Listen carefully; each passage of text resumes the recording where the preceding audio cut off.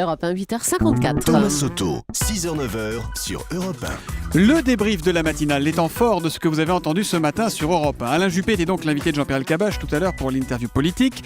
Le candidat à la primaire pour la prochaine présidentielle de 2017 est assez confiant. Écoutez-le, c'était à 8h24.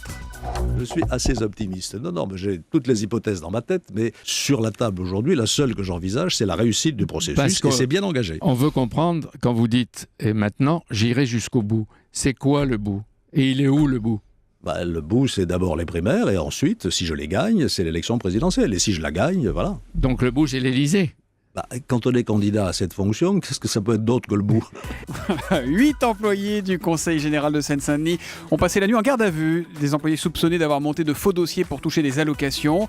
Plusieurs millions auraient été détournés. Écoutez la réaction de Stéphane Trouzel. C'est le président du Conseil général de Seine-Saint-Denis. C'était à 7h sur Europe 1. C'est incompréhensible et surtout insupportable au regard des principes de solidarité qui sont à la base de ces prestations. C'est quelque chose qui est profondément choquant. C'est insupportable aussi au regard de l'engagement des autres agents qui font correctement leur travail. Et je veux aussi insister et rappeler ça.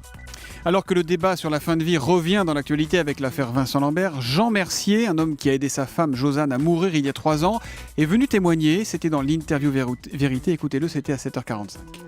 Si ça avait été fait dans le cadre d'une loi, ça m'aurait évité de culpabiliser, dire, etc., etc. C'est elle qui l'aurait fait, qui aurait fait la demande. Ce dernier geste, pour vous, c'est un geste d'amour ? C'est d'une longue vie ensemble qu'on a passé et c'est un déchirement que de se séparer, surtout en discutant, comme j'avais rarement discuté avec elle. Témoignage poignant, une décision très difficile à prendre. Le respect de la décision de son épouse ne doit pas être sanctionné, écrit Marie-France P sur Twitter avec le hashtag un matin. Ce témoignage m'a fait réfléchir, nous écrit également Leïti Kelly. La zone euro s'inquiète d'une éventuelle victoire du parti de la gauche radicale, Syriza, aux prochaines élections en Grèce. Ce sera le 25 janvier. Pour Odysseas Boudouris, député grec et soutien du parti, il n'y a aucune raison d'avoir peur. Son pays restera en zone euro. Écoutez, il était mon invité tout à l'heure à 7h15 pour la question qui fâche de 7h15 sur Europe 1. On n'a jamais dit qu'on ne paierait pas les créanciers. Ça, c'est un mythe et c'est une propagande pure et simple. Il faut effacer une partie de la dette parce qu'il s'avère qu'une partie de cette dette est illégitime. Ce n'est pas quelque chose que nous voulons faire d'une façon unilatérale, c'est quelque chose que nous voulons négocier.